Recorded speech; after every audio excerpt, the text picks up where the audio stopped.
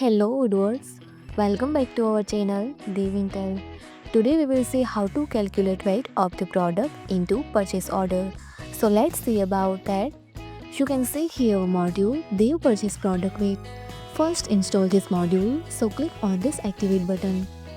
Now our module is installable. First go to purchase app, go to products, go to anyone like bricks and see here this inventory and display here weight. I want to set for 5 kg. Let's save. Now go to purchase order, create new, select vendor. I did set for bricks, so select here this same product, bricks, and see here weight is automatic loaded here. Let's save. Then auto calculate here total weight of this bricks product. And now I want to add total to quantity. Let's save.